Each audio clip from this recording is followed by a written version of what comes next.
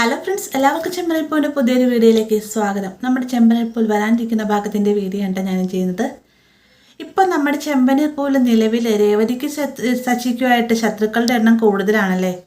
ആൻ്റണിയുണ്ട്, ശ്രുതിയുണ്ട്, പിന്നെ ചന്ദ്രയും ശ്രുതിയും ഒരു ചെറിയൊരു അവരുടെ ഫാമിലിയിലെ പ്രശ്നം കൊണ്ട് മാത്രമാണ് രേവതിയെയും സച്ചിയെയും വെറുക്കുന്നതെങ്കിലും ബാക്കി രണ്ടുപേരും നല്ല രീതിയിൽ തന്നെ രേവതിനോട് വൈരാഗ്യമുള്ളവരാണല്ലേ. രേവതിനോട് മാത്രമല്ല നമ്മുടെ സച്ചിയോടും ഉണ്ട്. അവരെങ്ങനെയെങ്കിലും വീട്ടിൽ നിന്ന് ഇറക്കി വിടാനായിട്ട് ശ്രുതി ശ്രമിക്കുന്ന നേരത്ത് സച്ചിക്കും രേവതിക്കുള്ള 8ൻ്റെ പണി കൊടുക്കാൻ നോക്കിയാണ് ആൻ്റണി.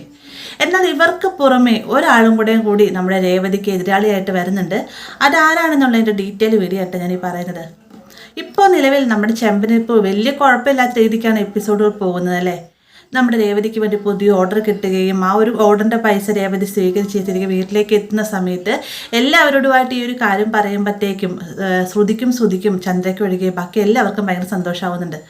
അതിനുശേഷം സച്ചി അങ്ങോട്ട് വരുന്ന സമയത്ത് ഈ ഒരു വിവരം അറിയുമ്പോഴത്തേക്ക് രേവതിനെ പ്രശംസിക്കുക മാത്രമല്ല ഇതിന് വലിയൊരു ചിലവ് തന്നെ ഇവിടെ നടത്തണമല്ലേ അച്ഛ എന്ന് ചോദിക്കുമ്പോൾ ബിരിയാണി തന്നെ ആക്കിയേക്കാമെന്ന് ഇവർ തീരുമാനിക്കുന്നുണ്ട്. അങ്ങനെ എല്ലാവരും കൂടി ബിരിയാണി ഉണ്ടാക്കാൻ തുടങ്ങുന്നതിന് മുന്നേ തന്നെ രേവതി തനിക്ക് ഇട്ടിരിക്കുന്ന ആ ഒരു ഓർഡറിൻ്റെ അഡ്വാൻസ് സച്ചിയുടെ കൈകളിലേക്ക് ഏൽപ്പിക്കുകയാണ് കേട്ടോ.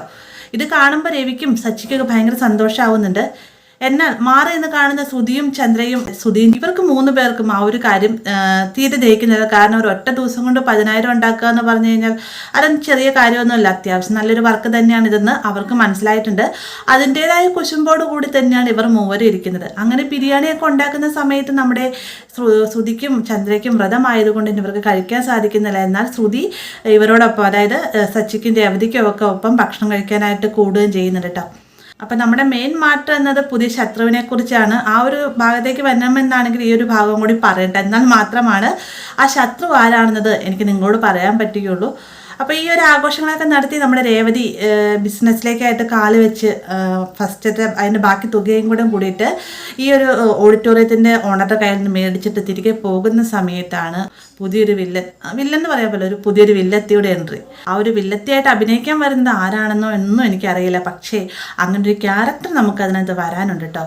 രേവതി എടുത്തിരിക്കുന്ന ഈ ഒരു പുതിയ ഡെക്കറേഷൻ വർക്ക് സ്ഥിരമായിട്ട് ആ ഒരു ഓഡിറ്റോറിയത്തിൽ ചെയ്തുകൊണ്ടിരിക്കുന്ന ആ ഒരു വ്യക്തിയാണ് ഇതിനകത്തെ വില്ലത്തി എന്ന് പറയുന്നത്.